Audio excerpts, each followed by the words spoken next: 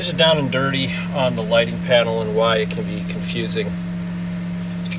Let's start with the nav lights. They default to off when you power up.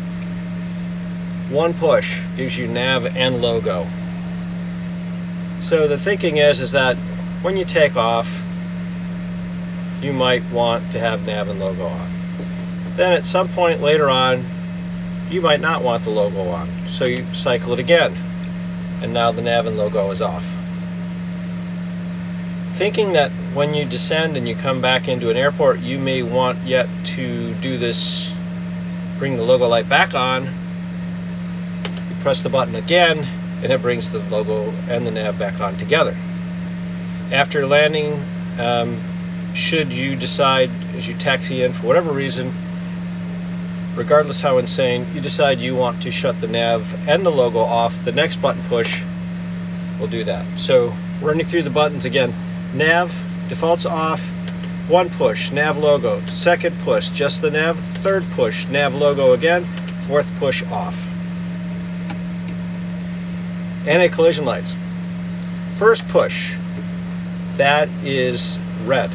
Thinking that you're going to want to go out, and just the red lights, just thinking you're going to go out, take off, and when you take off, they know you're going to want to go to all the lights are on. You go fly, fly, fly, fly, fly. You're going to want them on the entire time you're flying, unlike the logo lights perhaps. And you land, you taxi, clear the runway, you're going to go back to red only. And then you pull in and you do the ATRAMP checklist, you do those memory items we talked about, you're going to go off. So that's the logic behind that switch. Start up, red, roll onto the runway, all, land, clear the runway, back to red, pull into the ramp, shut down the engines, off. Wing lights, we use those for takeoff and landing. Actually, below 10,000 feet we use them. No, 18,000 feet, my bad. They're just simple, on and off. No crazy logic with that one.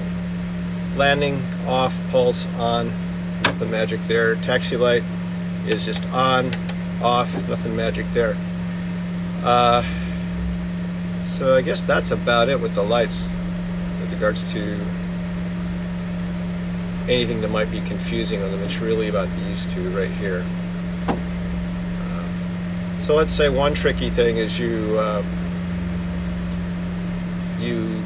pull into customs and you have to double block and taxi back to the hangar. So you start up at customs, you go to red, and you taxi to the hangar and you go to shut down, and you just strike the switch, push the switch because you think that's going to shut it off. Well, guess what? No, now you've got all the lights on. You have to actually hit it again 2 times to get it off.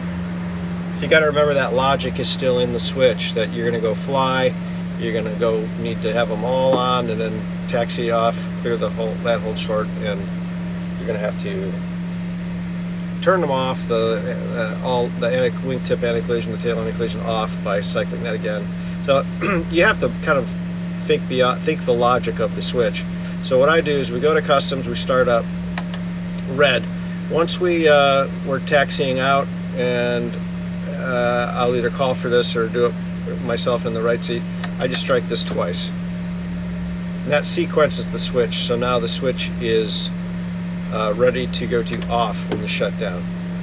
That's one option. The other option is start up red, get down to the hangar after we double block, set the parking brake, shut the engines down, and just hit that 3 times now to off. How's that? Crazy. The French and their ideas.